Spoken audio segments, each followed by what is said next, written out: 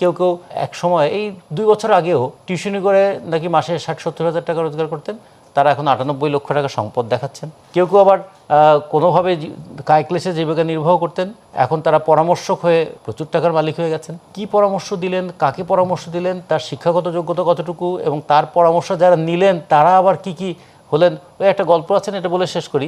এক লোক নাকি তার বন্ধুকে গিয়ে বলছে, দোস্ত একটা বই লিখেছি, দারুণ বই, এই বইটা যদি প্রকাশ করতে পারি দারুণ একটা পরিবর্তন হবে। বলে এত দারুণ দারুণ বলছিস, বিষয়টা কি?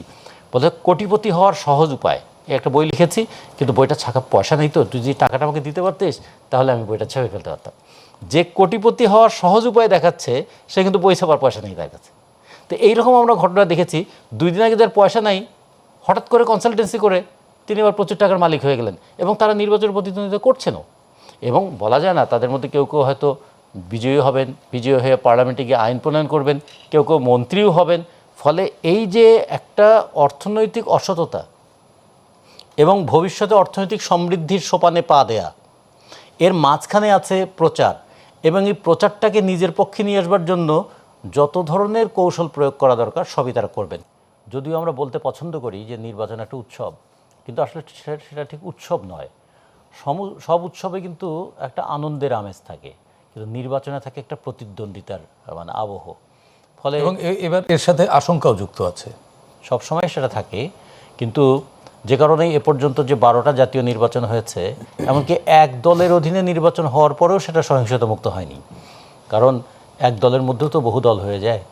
তো সে কারণে যেটা বলছিলাম যে যেহেতু এটা প্রতিদ্বন্দ্বিতা থেকে কখনো কখনো মারমুখী প্রতিদ্বন্দ্বিতা হয়ে যায়, ফলে সেক্ষেত্রে আশঙ্কা থাকে, সেক্ষেত্রে প্রতিপক্ষকে কতভাবে পরাজিত করা যায় তার চেষ্টা থাকে।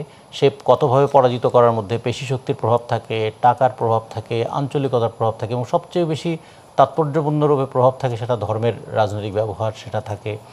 তার সঙ্গে এখন যুক্ত হয়েছে যে ডিজিটাল ডিভাইস ব্যবহার করে একটা ভুল অথবা ভুয়া তথ্যকেও সত্যের মতো করে উপস্থাপন করার দক্ষতা।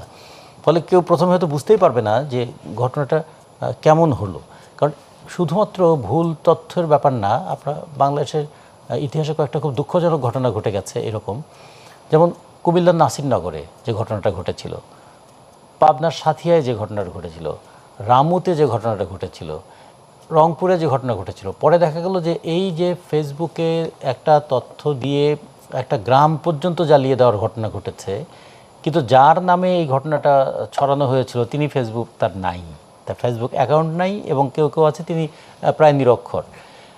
তো এগুলোর পরেও কিন্তু তার কোনো প্রতিবিধান হয় নাই। ফলে যখন সেগুলোই হয় নাই, এখন তো আরও অনেক বেশি এখানে টাকার খেলা চলবে। আপনারা জানেন যে